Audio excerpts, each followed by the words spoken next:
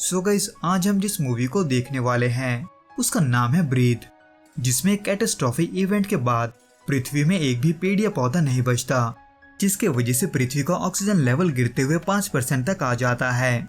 यानी कि इस हालात में कोई भी सांस नहीं ले सकता था। इसलिए बचे हुए सर्वाइवर्स ऑक्सीजन मास्क का इस्तेमाल करते हैं। पर अब जब उसके लिए भी उन्हें ऑक्सीजन का एक सोर्स चाहिए था, तो ऐसे में वो क्या करते हैं, ये देखने से पहले आप प्लीज इस चैनल को सब्सक्राइब जरूर कर लें, क्योंकि हम ऐसे अनोखे मूवीज अक्सर आप तक लाते रहते हैं। जो कि इस केस में शुरू होता है डेरियस से, जिसने इन हालातों में अपने फैमिली के साथ सरवाइव करने के लिए एक ऑक्सीजन जनरेटर बनाया था, यानी कि एक ऐसा मशीन जो ऑक्सीजन बनाता था। हालांकि ऐसे मशीन और भी कई लोगों ने बना रखे थे, लेकिन जिनके पास ये फैसिलिटी नहीं था, वो लोग ऑक्सीजन के लिए एक दूसरे को मारने लगे थे। जबकि ऐसे हालातों में लोगों को एक दूसरे से बात करके एक दूसरे का मदद करना चाहिए था। पर अब जब हालात बिल्कुल भी ऐसे नहीं थे, तो ऐसे में डेरियस अपने घर को हमेशा लॉक रखता था। पर एक दिन जब डेरियस अपने पिता के साथ सोलर पैनल को साफ करने निकला था, तब अचानक से उसका पिता एक एक्सीडेंट के दौरान मारा जाता है। पर अपने पिता को प्यार करने की वजह से वो अपने पिता को यूं ही नहीं छोड़ता, बल्कि वो अपने पिता को अपने माँ के पास दफनाने का सोचता है, उस सेमेटेरी में जो कि उनसे 5 मील दूर था, जिसके लिए डेरियस निकलने वाला ही होता है कि तभी क्रॉस चेकिंग के दौरान उसे अपने ऑक्सीजन जनरेटर में कुछ खराबी दिखता है, जिसके वजह से उसमें सिर्फ 2 महीने जितना ही ऑक्सीजन बचा था। लेकिन वो इसके बारे में ना तो अपनी बेटी को बताता है और ना ही अपनी बीवी को, बल्कि वो अपने पिता को दफनाने के बहाने वहां से हमेशा के लिए चला जाता है, ताकि उन दोनों के लिए वो ऑक्सीजन कुछ और महीनों तक चलता रहे।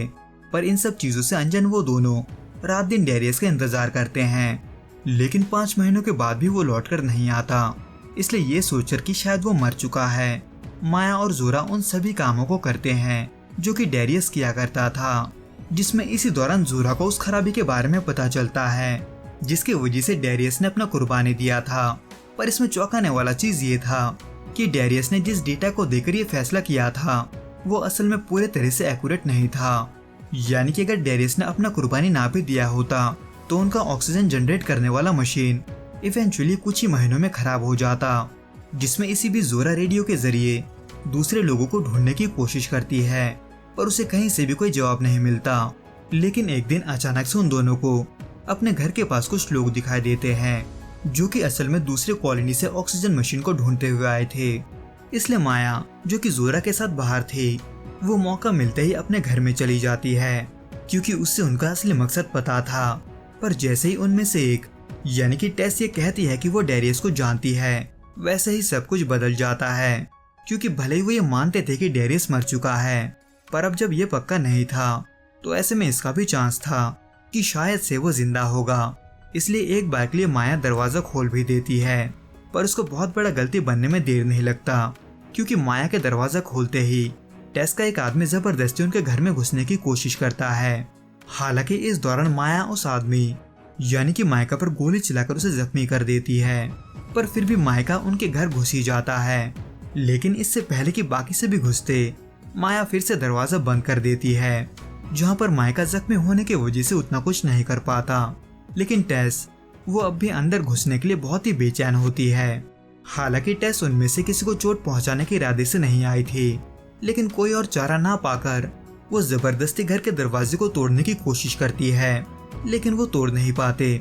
यहाँ तक कि माया को घर से बाहर निकालने के लिए टेस छत पे मौजूद एग्जॉस्ट सिस्टम को भी बंद कर देती है, क्योंकि ऐसा करने से घर में मौजूद कार्बन डाइऑक्साइड बाहर आने के बजाय घर में ही जमा होने वाला था, जो कि होने भी लगता है। लेकिन माया उसे ऊपर जाकर ठीक कर देती है, जो कि चल ही रहा था कि वह दूसरी तरफ मायका जोरा को अकेला पाकर उसे पकड़ के बांध देता है। हालांकि जोरा मदद के लिए अपने माँ को तो बुलाती है, लेकिन पीछे से लूकस के आने की वजह से माया भी पकड़ी जाती है।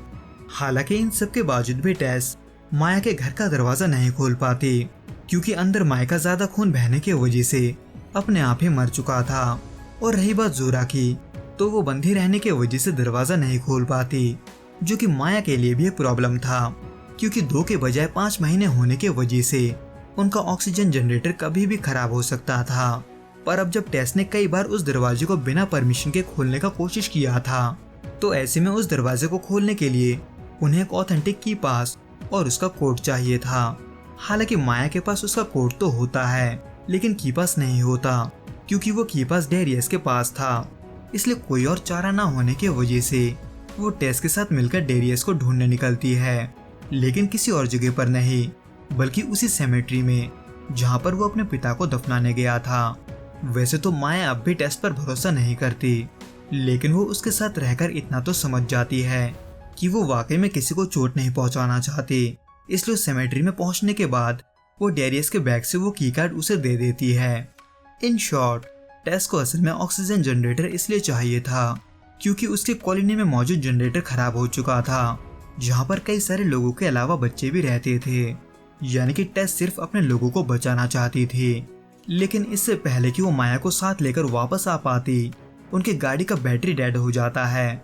लेकिन अब जब टेस के पास ज्यादा समय नहीं था, तो ऐसे में वो भागते हुए वापस जाती है, लेकिन अकेले, क्योंकि पैर में चोट लगने की वजह से माया चल भी नहीं सकती थी। और अब जब उसके पास ऑक्सीजन भी कम था, तो ऐसे में टेस बिना रुके भागती रहती है। हालांकि टेस अपने वादे के मुताबिक वहां पहुंचते ही माया को वापस लाने की तैयारी करती है, लेकिन लूकस की वजह से वो ऐसा नहीं कर पाती, क्योंकि लूकस उस मशीन को सिर्फ अपने लिए चाहता था।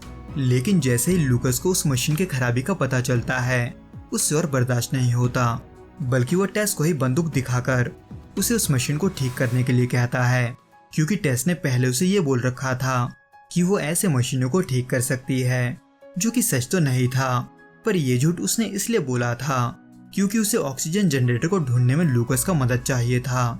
इसलिए जैसे ही ये बात लूकस के समझ में आता है, वैसे ही वो जोरा के सामने टेस को मार देता है, ताकि जोरा डर के मारे उस जनरेटर को ठीक करने लगे, जो कि एक तरफ चल ही रहा था कि वहीं दूसरी तरफ सुबह होते ही माया अपने गाड़ी को चार्ज करते हुए जोरा को बचाने वापस आती है, और वापस आते ही अपने घर से जुड़े सोलर पैनल के तारों को काट देती है, ताकि उसको ठीक करने के बहाने लूकस जोरा को बाहर भेज दे। जिसके होते ही माया जोरा के साथ मिलकर पहले के तरह ही लूकस को घर से बाहर लाने की कोशिश करती है, पर बदकिस्मती से ये प्लान काम नहीं करता। उल्टा वो दोनों ही लूकस के बंदूक के नोक पर आ जाते हैं, जहाँ से उनका बचने का कोई रास्ता नहीं होता। जिसके देखा देखी उनका ऑक्सीजन जनरेटर भी पूरे तरह से खराब हो जाता है, जिसके वजह से उसमें मौजूद हाइड्रोजन पूरे घर में फैलने में देर नहीं लगता। यानी कि इसके वजह से एक छोटा सा चिंगारी भी पूरे घर को धमाके में बदल सकता था। लेकिन ये बात जोरा के समझाने के बावजूद भी इस बात को लूकस सच नहीं मानता, और उन दोनों से फ्रस्ट्रेट होकर उन पर गोली चला देता है, जो कि वहां पर धमाका करने के लिए काफी था।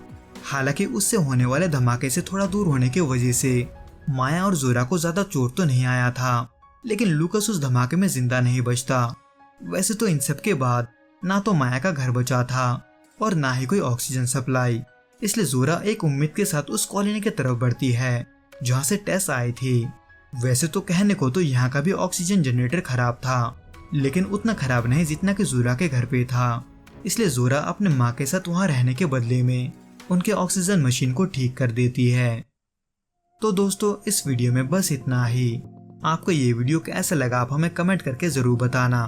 मैं आपसे फिर मिलूंगा कुछ नए और ऐसे अनोखे मूवीज के साथ। अगर आपको ये वीडियो पसंद आए तो प्लीज इस वीडियो को लाइक, शेयर और प्लीज इस चैनल को सब्सक्राइब जरूर करें।